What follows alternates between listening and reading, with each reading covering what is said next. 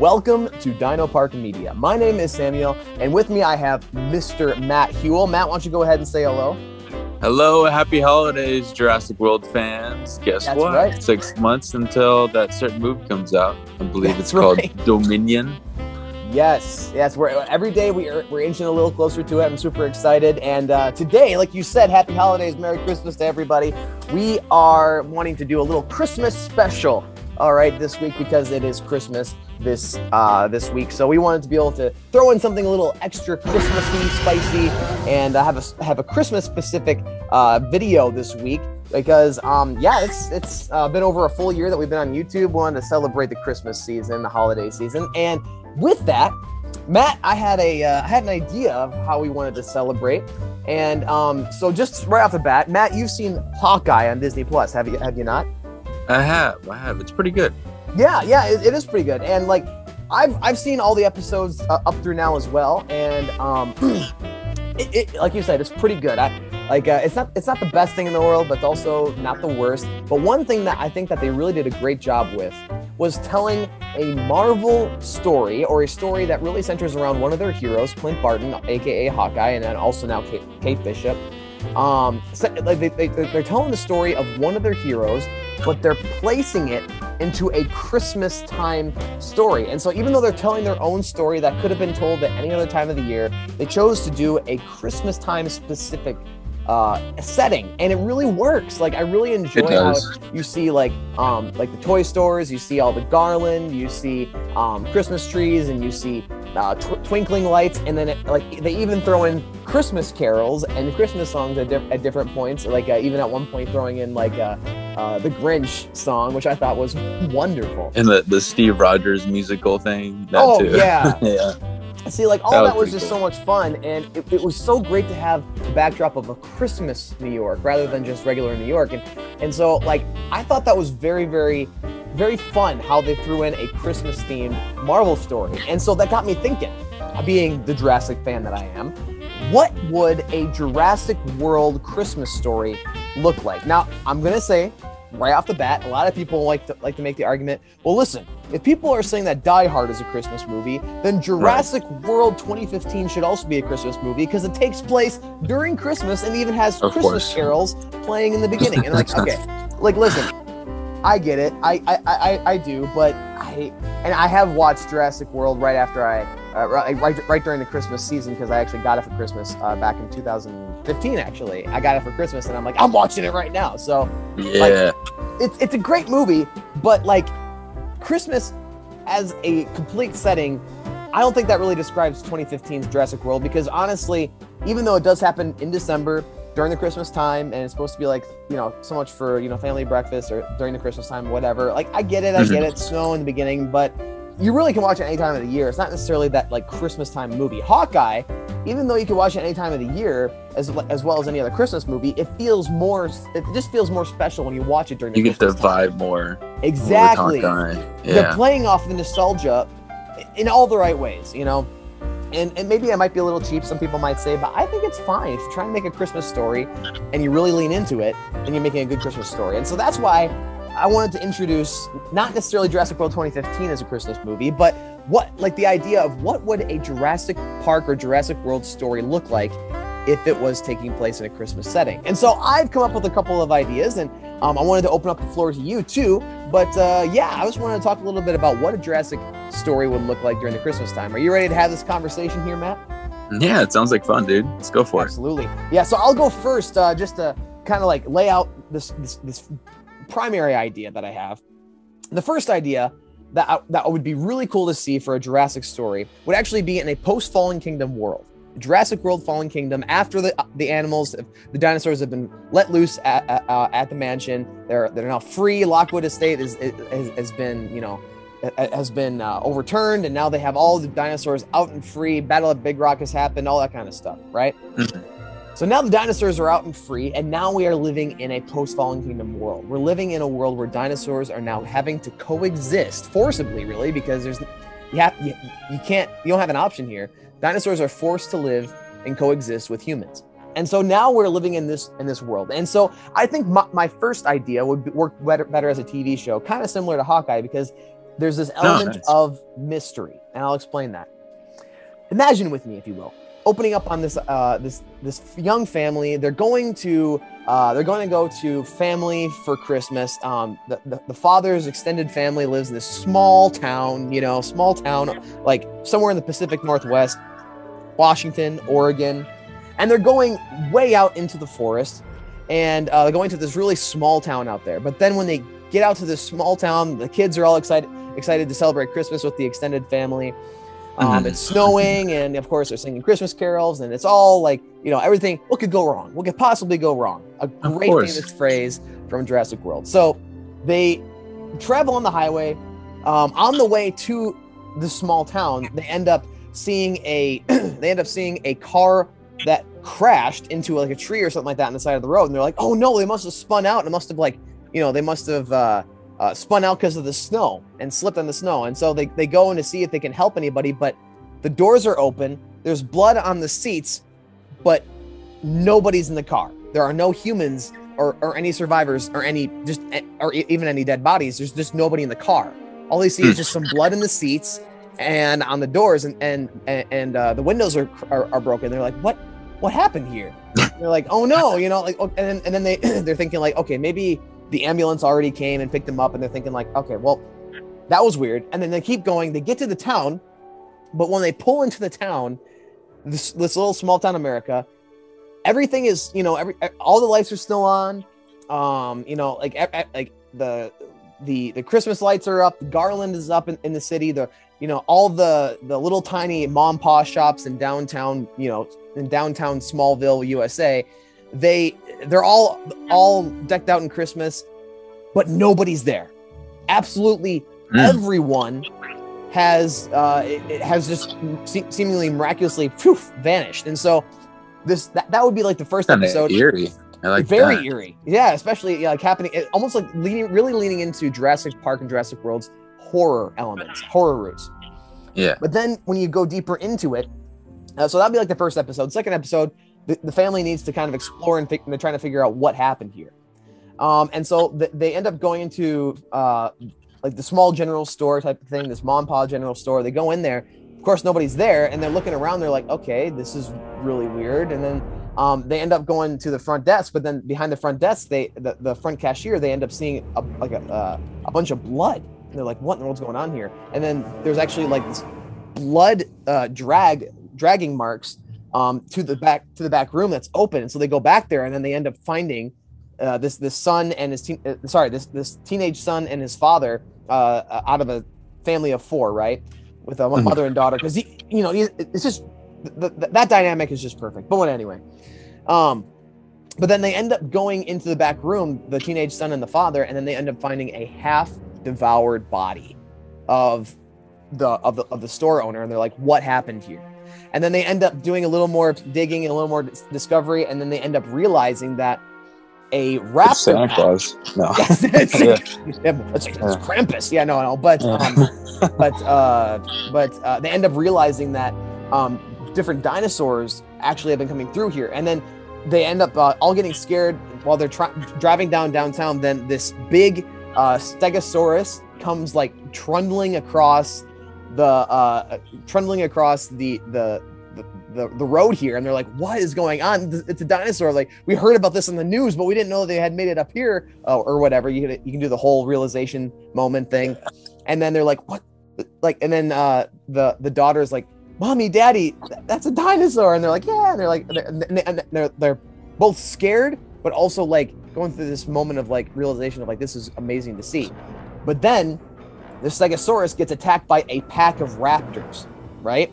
And then you see this little dinosaur battle ensue between 4 raptors and a Stegosaurus. The Stegosaurus is jumping up and like trying to like slam its front feet down onto the ground to scare the raptors, and it's swinging its spikes, it's swinging the Thagomizer at the raptors. But the raptors are able to then use their pack hunting mentality, jump up on the Stegosaurus, cause so much bleeding, the Stegosaurus falls over, and then they end up devouring it. And of course, this whole family sitting there in the car just like scared out of their mind, like, oh my gosh. And then they're like realizing this is why everybody left.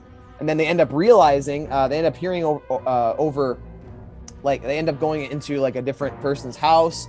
They end up finding a cell phone, and that's unlocked, and they go into the voicemail, and they look on the front page and realize that a message from like the town Chamber of Commerce or something like that put out a message saying, hey, everybody needs to evacuate the town immediately. There's been danger. And then they're trying to drive out, but then they end up getting stopped by the Raptors. The Raptors corner them.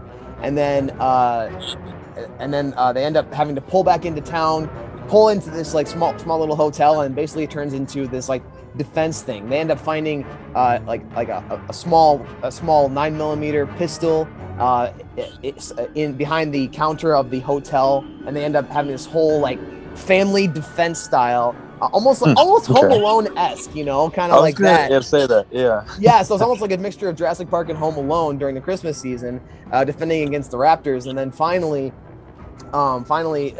they've got different rangers, different state rangers coming in, and state policemen coming in and with like SWAT and stuff like that, and they finally save the family. However, in the process, the father dies because I don't know. I hate the stories. This is why I don't like Camp Cretaceous. I hate stories of going against unbeatable odds and everyone surviving, and they keep on going up against these insurmountable odds over again and again and again, and they keep on surviving over and over and over again, and you're sitting there going like, this is so dumb. One of you would have died at this point. So like I feel like the father, kind of like almost a Quiet Place, with John Krasinski. Like the father dies sacrificing himself in order to like divert the Raptors away. So I feel like it's an amalgamation. It's kind of a stretch, but that's one way. No, I like that. That's you good. could do a Christmas story in the Jurassic universe. What about you? Like, so that was our first idea. And also, if I had to come up with a name for it, because obviously it would have some sort of like Jurassic World moniker, but like I liked how the short story Battle at Big Rock only had Battle at Big Rock, right? So I think it'd be really fun to call it Isolation or something like that. Jurassic World Isolation or something like that. Isolation. I think that'd be a fun little name for it, That's pretty good. No, I really like that a lot, man. I'd pay to go see that. Yeah, see, as far as like, I know, right?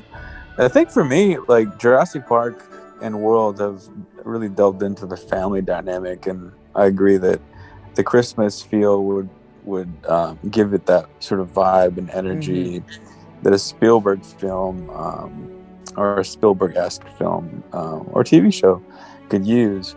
The first one that comes to mind is another Spielberg film, and that's E.T., of course, with it being one of the classic, not necessarily like a Christmas movie, but it is a movie about the sense of awe and wonder about an extraterrestrial or something that's not of this world. It's something of a different, dare I say, time now. With you compare it to dinosaurs.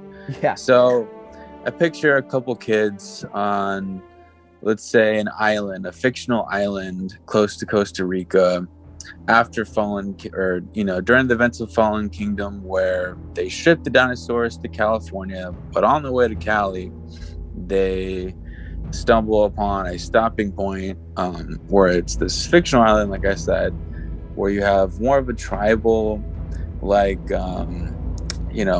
based, I guess, scenario where you have, a group of kids, not too much like Camp Cretaceous, I'm kind of leaning more towards like a, no offense to Camp Cretaceous, but more so like a E.T. You want to make them likable kids that you want to root for, and they get strong development.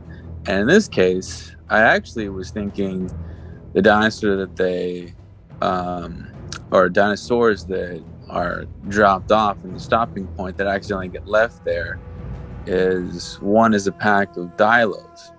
I actually like to see that. The Dilos are just so interesting to me, and they fit in with that ET aesthetic as well that I'm kind of going for, with that alien look, at least that the spitters, and maybe I know the JP1 Dilo was a juvenile, but maybe a smaller Dilo that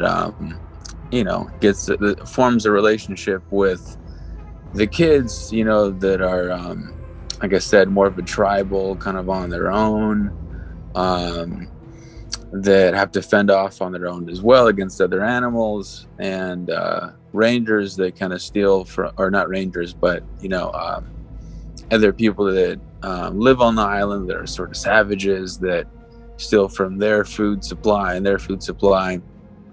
And the Dilos, at least one of them, you know, I don't want to say be friends, but, you know, stumbles upon one of the kids, and the kid and it become close throughout the film or TV series. And during the events of the film, I think, like you said, you want that realism. So I think that there'll be attacks of, you know, the Dilos versus the, you know, the scavengers, or not scavengers, but people coming along, the savages. And the Dilos would be a bit confused of, you know, the human and their nature. And you know, maybe the mother of the Dilo, you know, will kind of lean in and not want the Dilo to be with the humans as much, if that makes sense.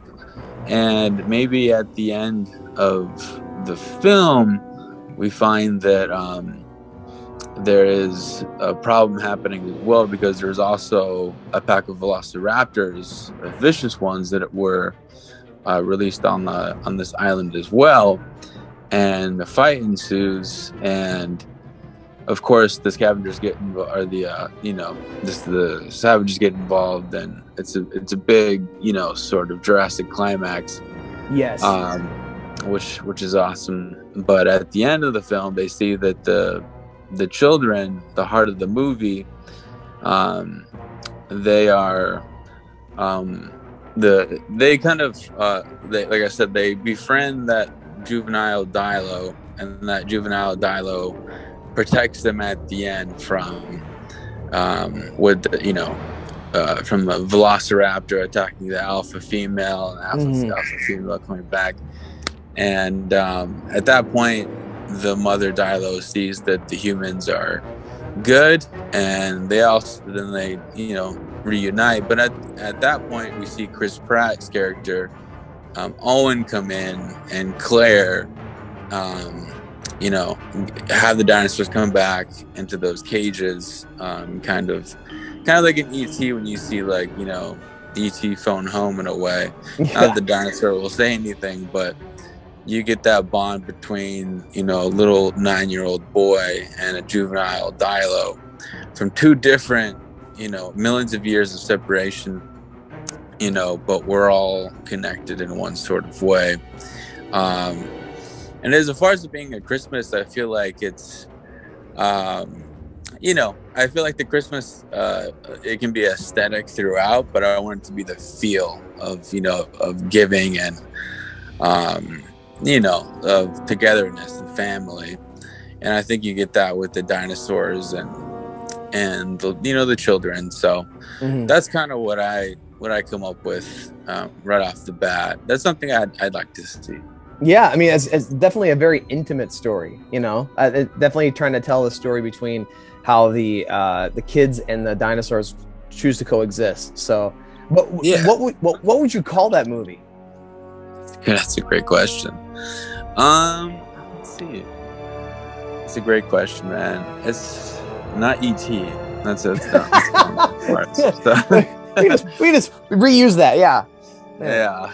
Well, I mean, it's about togetherness, and it's about Jurassic. So, you know what? I would probably call it something along the lines of like you know, you called yours Isolation. I would call mine maybe let's see, putting me on the spot here, man. I would just say something about New Territory, you know, Jurassic Territory. Oh, that's sure, yeah. Yeah. So maybe Jurassic Territory, I would call it that. Yeah, I think that would work. That would definitely work for that. Yeah. I like that. I like that a lot. Territory. Yeah, with the savages. Yeah. So that's good, man. I like that. So the Christmas aspect being more of like the Christmas feel and the togetherness there. I like that. And then for a final idea that I had. Oh yeah, all right. Yeah, so one more, and this would actually happen during the Jurassic Park era, not during the Jurassic World era. And so this one is a little less fleshed out than my last idea, because my last idea, I've been thinking about that one for a while. I've always kind of felt like having a personal story of surviving against carnivores in a post-Fallen Kingdom world would definitely work. But then after watching Hawkeye, I'm like, you could totally tie this into a Christmas time and like almost like riff off of Home Alone and kind of really make that a fun, a fun feel. But for this idea, this one would be more during the Jurassic Park era. And this one, the Christmas aspect would be more about how so it'd be about a contractor, a father who was contracted by InGen in order to go back and to the island with a team in order to get some of the research in order to bring it back in order to help them with rebuilding the San Diego park. So this would be between Jurassic Park 1 and The Lost World, right? Okay, I like that. And so obviously this is kind of a stretch, right? Like I said before, it's not as fully fleshed out because the InGen team that actually went to the island went to Isla Sorna in The Lost World was actually supposed to be that team. It was supposed to be the team that goes back, gets assets in order to bring it back in order to populate the San Diego park. But in this story, John Hammond, he's done with making parks, but he's thinking maybe he can intrigue the world again with at least like creating some sort of animals, like some sort of like recreated animals. In the book, in the Jurassic Park book by Michael Crichton, it actually talks about how he had this miniature elephant that he kept in a cage. Right. Yes, and so like, and it would fascinate all the people around him. So in this story, John Hammond is trying to look for a way to get his money back from the failure of Jurassic Park without recreating dinosaurs, because he was able to learn from his failure in that regard. So he ends up contracting a small team of I wouldn't call them mercenaries. They're more of just like bounty hunters or something like that. More of just like people that are willing to like go do stuff that doesn't necessarily involve killing, but they need to be trained. So I guess they would be mercenaries, but mercenaries also almost always makes you think of like the people from Fallen Kingdom, right? That like they're always armed to the teeth and stuff like that. It's like, no, they could just be like a team of like highly like almost like an Indiana Jones type people, but whatever. But like this sounds pretty cool, actually. Yeah. Right. And so like this man and this team needs to get back to Isla Nublar, to the visitor center and the main the little laboratory that they had there in the visitor center that they used to show off to people, because Hammond wants to be able to get the technology from there in order to be able to replicate that, so he can like make these crazy weird animals that are from the modern day that would still be able to populate the San Diego park, not called Jurassic Park because it wouldn't be dinosaurs, but to be able to at least get some of the money back by using his genetic advancements. And so he sends this team, and this father, the head of this team, that's being sent by Hammond, like it's right around December, it's right around Christmas time, and he's telling his kids, listen, I'll be back before Christmas. We're gonna have a great Christmas. I have to do this one more job in order to be able to give you guys a great Christmas, in order to be able to get you the gifts that you want and stuff like that. And so he ends up like doing this whole thing, and the kids are like, Dad, make sure that you're back in time. And he's like, I will. And so basically, then he ends up going to Isla Nublar. They end up easily getting into, they might have a couple of hiccups. Maybe they run into a couple of small Dilophosaurus, but they're able to easily beat them. But then they get all the way to the visitor center, and then they end up getting trapped by the T-Rex. After they all right. Now we're talking. Yes, and they end up getting trapped by the T-Rex. So then the T-Rex ends up destroying their vehicles, ends up immobilizing them, and then they end up getting stuck on the island and then trying to find a way off. So it would be another survival story, but it'd be really cool because the entire time, the father is looking back and like always remembering, I got to make it back before Christmas. But then it ends up getting on the cusp of Christmas. They end up getting to a radio and radioing offshore, even though they're supposed to keep the whole thing secret. So part of this whole element of this TV show, instead of just like immediately going like, or movie, instead of immediately hopping on the radio and going like, hey, get us off the island, Hammond said this has to be top secret. You cannot radio off of the island. And so like basically he ends up getting, they end up surviving for a few days, but they're like, we can't get off the island. Typical Hammond, of course. Yeah. Right. So, and they're like, we can't get off the island without radioing to Costa Rica. So they end up getting on the long range radio in Costa Rica. We need help. We're stuck on the island, and we're gonna die here if you don't help us. The police, the Costa Rican government ends up going like, okay, there's people there. We need to save them. So then they're sending a team, but before that team can get there, another helicopter lands at the landing pad at the place where they're supposed to get picked up. The team gets on there, and then they take off. It ends up being InGen. And it's an InGen chopper. And so that actually picked them up before the Costa Rican government. So then an agent of InGen is holding the whole team at gunpoint with a couple of other people in the helicopter, asks for the data tapes asks for the hard drives from the facility, from the laboratory with the pertinent information so that InGen can continue to do their stuff. And then the guy says, "Oh, sorry, we lost it on the island." And then the guy says, "Well, you shouldn't.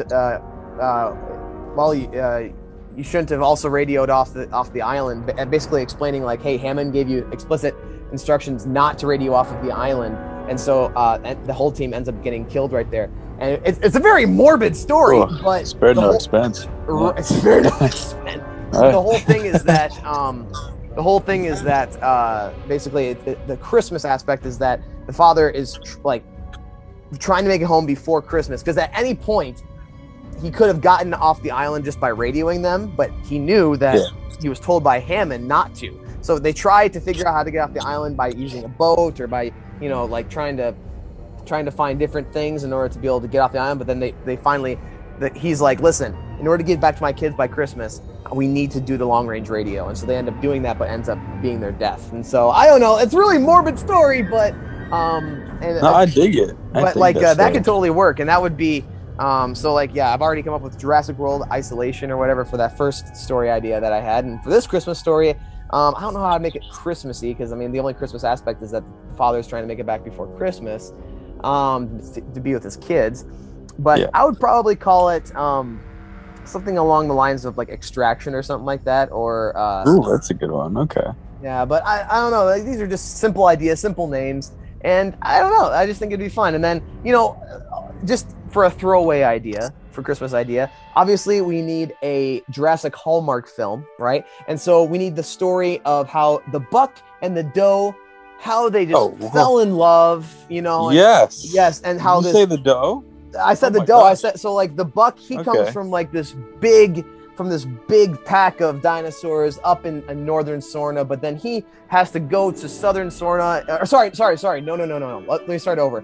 The doe comes from like this big pack of dinosaurs, a lot of dinosaurs up in northern Sorna, but then she ends up coming down to this little tiny area of only a few dinosaurs down in southern Sorna, because she has to go and hunt down this specific dinosaur. But then she ends up meeting this big burly buck dinosaur, buck T-Rex, and she's like, listen, I don't have time to learn about the true meaning of Christmas. I have to hunt this type of dinosaur in order to be able to feed the rest of the dinosaur clan up north. But he's like, listen, Christmas is about giving. And so he actually already hunted the dinosaur for her. They share a meal, and they're like, listen, by the power of love and Christmas, we came together. And that is how we end up getting the baby T-Rex from the Lost World. Wow. I'm just joking. Is it voiced by Jennifer Lawrence too? The doe? Yes. Okay. Yes. And then for then I think just to really throw it down too, like the doe. The buck would be the buck Rex would be voiced by what's his name? George, the guy who played Batman with Clooney. Yeah, Clooney, voiced by George Clooney. I think that'd be okay. Great. Yeah. Oh, that kind of works. I like that. I'm joking. So yeah, that's the Hallmark. As long as you get to see the doe, I'm cool with it. I'm right. Yeah. But it's the original Notebook, written by Michael Crichton. Yes. Yeah. That was the original idea before we went deeper into it. But yeah. But I don't know. Like any other crazy Christmas ideas that you've got for Jurassic? You know, the first thing that comes to mind is always the toys, man. Like, Oh yeah. I always think of the toys that I got, like from Lost World and the Jurassic Park Chaos Effect to Jurassic Park 3 toys. Like, that's the first thing that comes to me with Christmas, man. I mean, with Jurassic Park Christmas. Like, they go hand in hand. I mean, what was your favorite Jurassic Park toy that you got for like a Christmas or just in general?